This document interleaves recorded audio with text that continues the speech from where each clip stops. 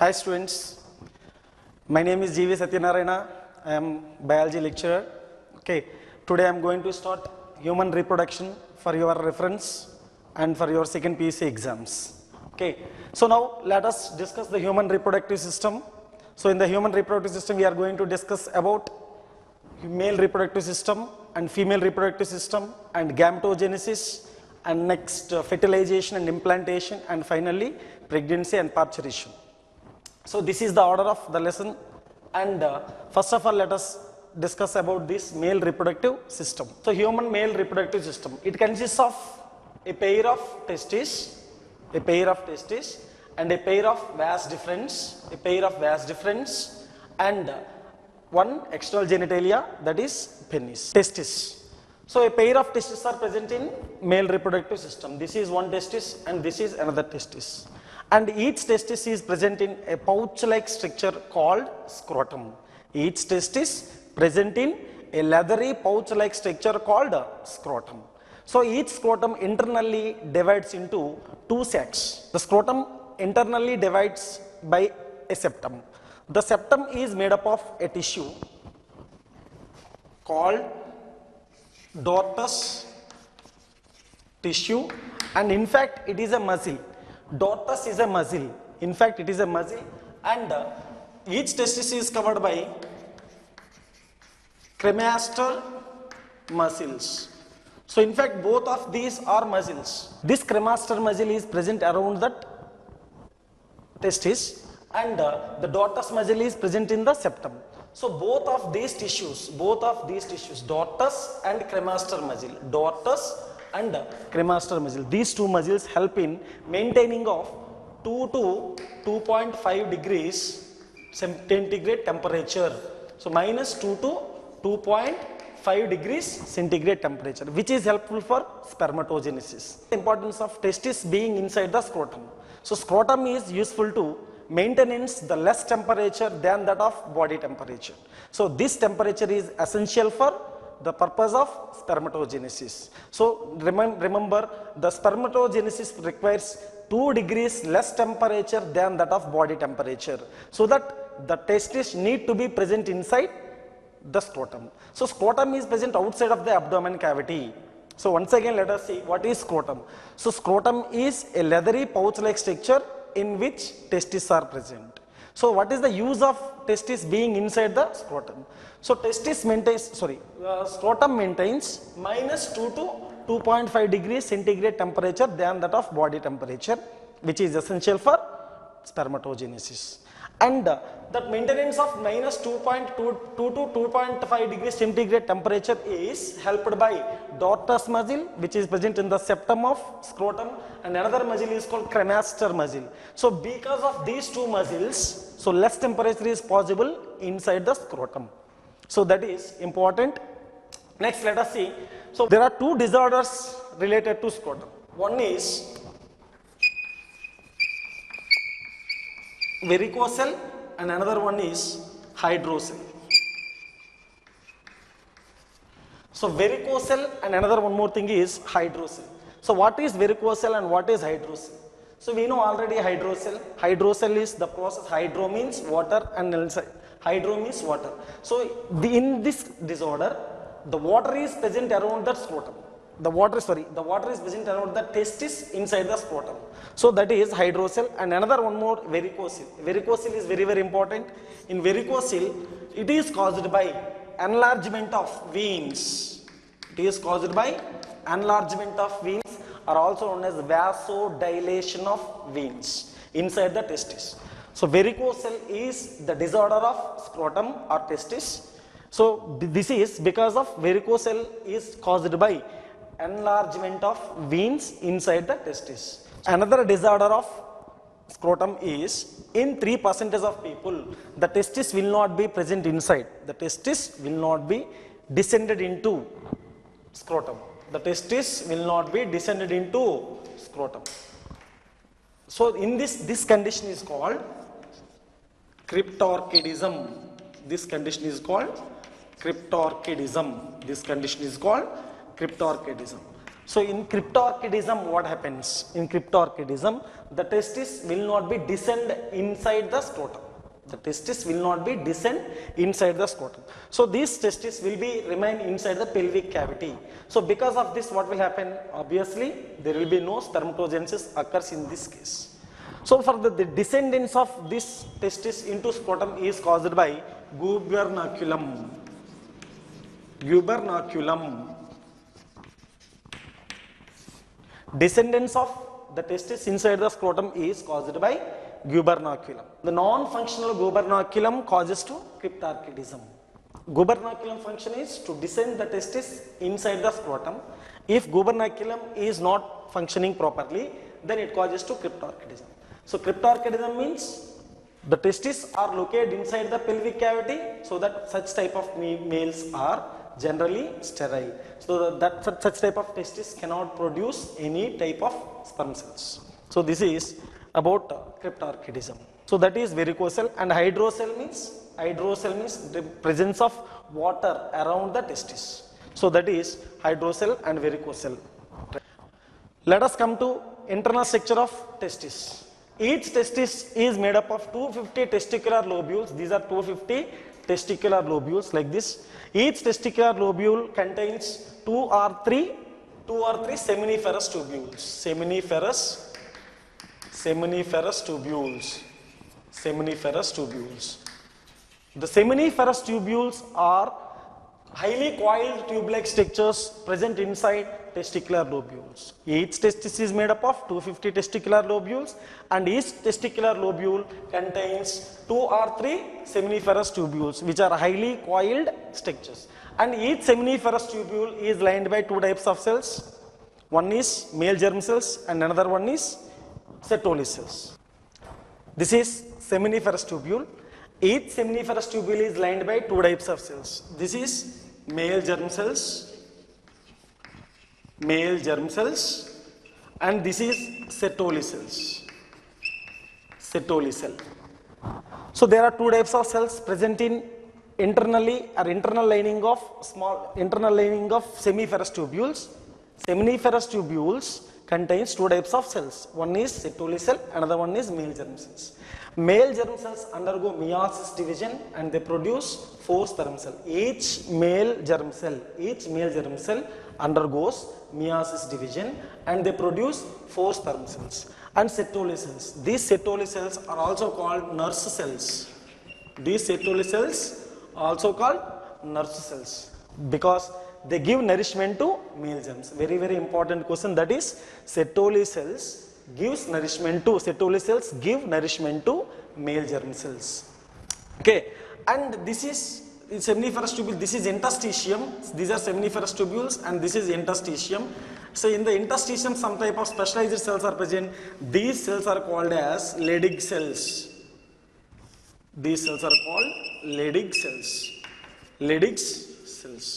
So what is the function of Leydig cells? The function of Leydig cells also known as interstitial cells. The function of Leydig cells is to secrete androgens. Androgens is nothing but testosterone, right? So that is the functioning of seminiferous tubule. This is seminiferous tubule. Next, let us see testis internal structure. In the internal structure of testis, there are 250 testicular lobules. Already we have discussed. Each testicular lobule contains seminiferous tubule. So seminiferous tubules are coiled by seminiferous tubules are highly coiled tube-like structures, and these seminiferous tubules internally lined by two types of cells. That is male germ cells. Another one is Sertoli cells. The function of Sertoli cells is to provide nourishment to male germ cells. And next, all these seminiferous tubules connected together and forms a net-like structure called retitestis. All the seminiferous tubules connected together and produces a net-like structure called retitestis. So retitestis is it is a net-like structure, and it is a junction between vasa afferentia and testicular lobules. Retitestis is a junction between vasa afferentia and testicular lobules. From ready testis, a small 10 to 12 tube-like structures are present. 10 to 12 tube-like structures are present called vasa afferentia. Vasa afferentia, what is the function of vasa afferentia? The function of vasa afferentia is to transport the sperm from ready testis to epididymis. So epididymis function is, epididymis is highly coiled tube-like structures present on the back side of the testis. Epididymis is highly coiled tube-like structures, they are present back side of the testis. Inside the epididymis, the sperm undergoes maturation process. Epididymis is three types. So this is head epididymis, and this is body epididymis, and this is tail epididymis. The head epididymis is called caput, the body epididymis is called corpus, and the tail epididymis is called cauda epididymis. So totally there are three types of epididymis. Sorry, there are three parts present in epididymis. There are three parts present in epididymis: caput, corpus, and cauda. So this is caput, head epididymis, and this is corpus, body epididymis, and this is cauda, tail epididymis. Epididymis continues to form vas deferens. Vas deferens are sperm tubes. Vas deferens are sperm tubes. There one pair of vas deferens are present inside. So the one pair of vas deferens are entered into abdominal cavity through a canal called inguinal canal. Inguinal canal.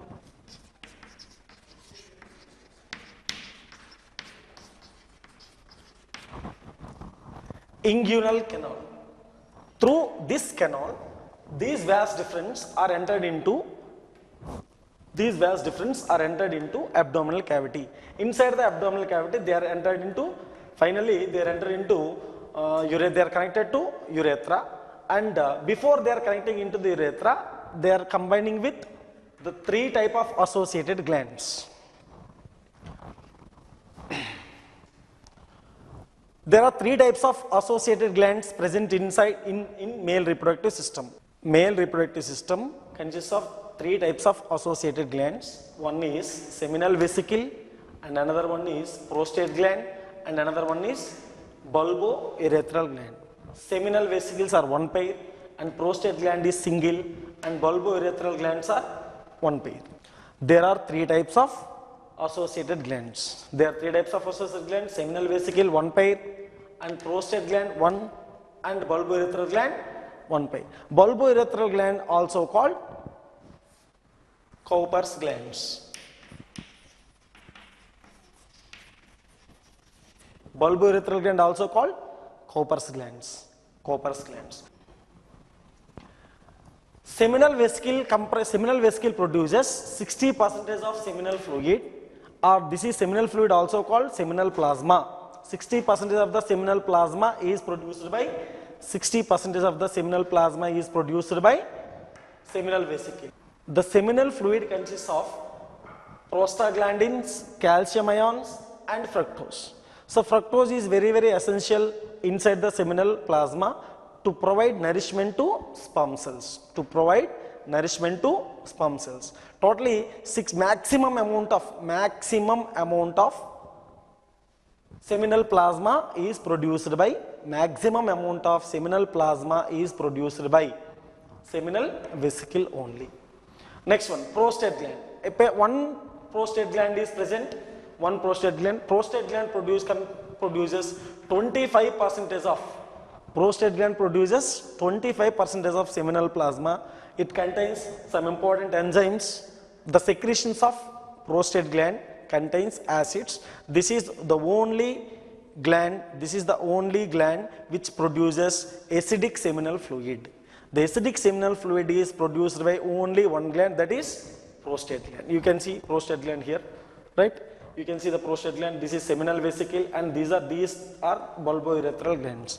Bulbourethral gland also called Cowper's gland. Bulbourethral gland, these are the smallest male reproductive associated glands, and these are present both sides of the urethra. These are present both sides of the urethra, and they produce only 15% of seminal plasma. So what is the function of the seminal fluid produced by bulbourethral gland. So it provides lubrication to the penis inside the vagina during the time of copulation. Bulbourethral gland, secretions of bulbourethral gland gives lubrication to the penis inside the vagina during the time of copulation. External genitalia. External genitalia is penis. The external genitalia is penis. The penis you can see here, this is male external genitalia. So in the male external genitalia penis, it consists of enlarged portion called glans penis. The enlarged end of penis is called glans penis. Glans penis is covered by a loose fold of skin called foreskin or prepuce. Foreskin or prepuce. So generally, one mythological aspect we can see, that is circumcision. Circumcision means generally that is called as sunti. In some religions, the people after some days of birth, the people cut this loose fold of skin are called prepuce or foreskin. What is the benefit of this? Clinically, it was not proved that there is no benefits for this sunti or circumcision, but in some of the mythological aspects are there. So still they are having some beliefs that because of the sunti, some medical uses are there. Still that is not clinically not yet proved. The penis is made up of two types of tissues. So those tissues are known as corpora cavernosa and corpus spongiosum. Penis is made up of two types of tissues, corpora cavernosa and corpora spongiosum. Penis contains two types of tissues, corpora cavernosa and corpora spongiosum. These two tissues are present inside the penis and which collect the blood during the time of erection, and it gives strength to the penis, and which is that erection of the penis helps in insemination. Female reproductive system consists of a pair of ovaries and uterus and a pair of oviducts and cervix and vagina. These are the parts in female reproductive system. And in the female reproductive system, first let us see uterus. Uterus is also called womb. So uterus contains a wall called uterine wall. The uterine wall consists of three layers. The outermost layer of uterine wall is known as perimetrium. So outermost layer is called perimetrium. Middle layer is called myometrium, and the inner layer is called endometrium. So the perimetrium and myometrium, endometrium, they have their own significance. The myometrium is made up of smooth muscles which help in contractions, and contractions which help in parturition. Parturition are also known as childbirth. So during the childbirth, myometrium plays an important role in contractions and relaxations of uterus. And endometrium, it is a glandular tissue. It is a glandular layer present in uterine wall. And the perimetrium is made up of serosa, and it is surrounded by internal peritoneum. So that is perimetrium helps in obviously protection, but myometrium helps in parturition. So because myometrium made up of smooth muscles, and endometrium is a glandular tissue and it is present in inner part of the uterus, and during the menstrual cycle it has a significant role, endometrium. Next, come to ovaries. Each ovary contains two types of parts. First one is called cortex and second one is called medulla. The cortex is made up of dense irregular connective tissue. The cortex is made up of dense irregular connective tissue and collagen. In the same part of cortex, primary, secondary, tertiary follicles are present. Later the tertiary follicle matured, and the matured tertiary follicle is called Graafian follicle. The primary, secondary, tertiary follicles are present inside the cortex, in this place of cortex of the ovary. And the cortex of the ovary is made up of dense irregular connective tissue and collagen. And in the medulla of ovary is made up of loose connective tissue, loose irregular connective tissue. So this medulla of ovary consists of blood vessels, lymph vessels, and each ovary is connected to pelvic wall with the help of a tissue called mesoovarium and a ligament. Mesoovarium is a connective tissue, and with the support of ligament and mesoovarium, the ovary is connected to pelvic wall, and at the same time it is connected to wall of the uterus. So next, oviduct. Each oviduct consists of three parts. The first part of oviduct is called infundibulum. The funnel shaped end of the fallopian tube is known as infundibulum.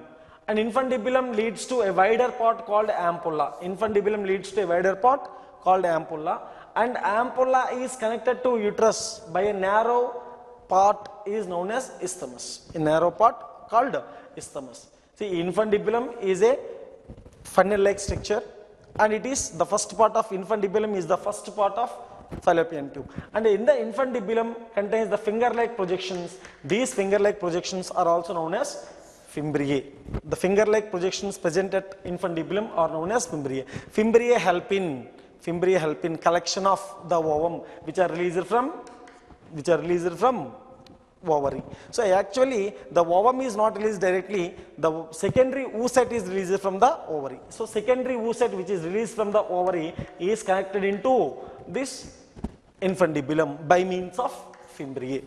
And infundibulum leads to a broad part called ampulla. Ampulla connects to uterus by a narrow part called isthmus.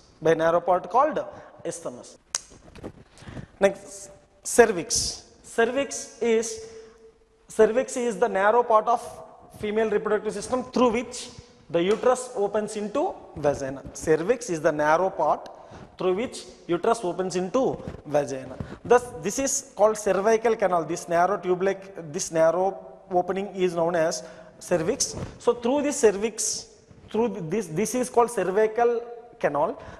Cervical canal along with vagina forms birth canal. Cervical canal along with vagina forms birth canal.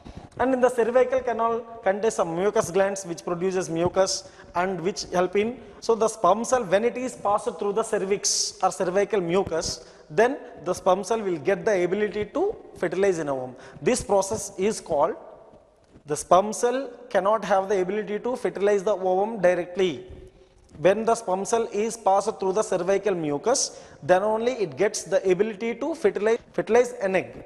So this is called, this process is known as what? Capacitation. The capacitation process occurs inside the cervical canal or cervix. So cervical canal along with vagina forms birth canal. Let us discuss about female external genitalia. Female external genitalia is also called vulva. Female external genitalia contains mons pubis, labia majora, labia minora, vagina, clitoris and urethra.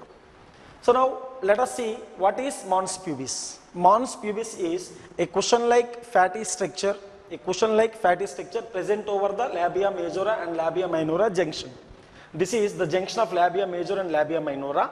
About the labia majora minora junction, so it is a fat cushion-like part present over this labia majora and labia minora junction. So this mons pubis, what is the mons pubis importance? Mons pubis produces pubic hair. Next, labium means what? Labium means a lip. Labia majora, a fleshy fold of skin present in the vulva is called labia majora.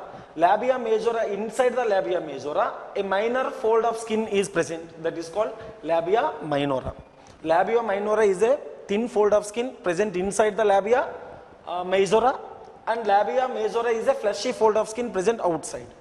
And let us see the structure. They are the two openings. Those are the two openings present in vulva. That is, the first one is urethra and the second one is vagina.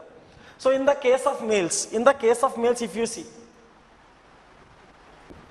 in the case of males, both urine and sperm cells will be passed in this urethra only. So that urethra can be considered as urinogenital duct. Urethra can be considered as urinogenital duct in the case of males, because urethra passes both urine and sperm cells. Sperm cells come from testis and they will connected, the vas deferens will be connected to urethra here. But in this case of females, if you see, the urethra is different and this is vaginal opening. Vaginal opening is different. So the sperm cells will be released in this place, so that childbirth happens in this way. And urine is passed in this direction. So that urethra acts as only urethra in the case of females. But in the case of males, urethra acts as both urinogenital duct. Females, urethra passes only urine and this is vaginal opening. Here during the time of copulation, here sperm will be deposited and baby growth happens inside the uterus and baby development and finally baby birth is also takes place in this way. But so that here urethra is quite different from vaginal opening, which is genital tract, and this is urinary tract. Urinary tract is different from genital tract in the case of females, whereas in the males, urinary tract and genital tract both are same. Now let us go for this vulva. So inside the vulva, so this is urethral opening and this is vaginal opening. And now let us discuss about the clitoris. So clitoris is a small finger-like projection present over the urethra. So clitoris is considered as the reduced penis and homologous organs to the penis. Homologous organ to the penis. In females, penis is highly reduced and formed a small finger-like structure, that is clitoris. So clitoris is considered as erectile part of female reproductive system. Erectile part of female reproductive system. Now let us discuss about mammary gland. So mammary glands are the characteristic features of mammals. In female reproductive system, mammary gland also has its importance. So now let us see mammary gland. Each mammary gland is divided into many mammary lobes. Mammary lobe consists of a small glands, a small chambers called alveoli. So these alveoli actually the functional units of mammary gland. These alveoli are the functional units of mammary gland or mammary lobe. So the alveoli produce milk. The milk produced in alveoli will come outside into mammary duct. Each mammary duct is associated or connected to every alveoli.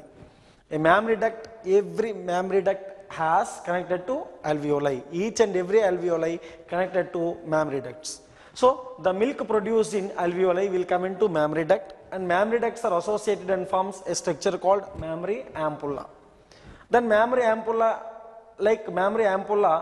together and forms lactiferous duct. Lactiferous duct opens into nipple.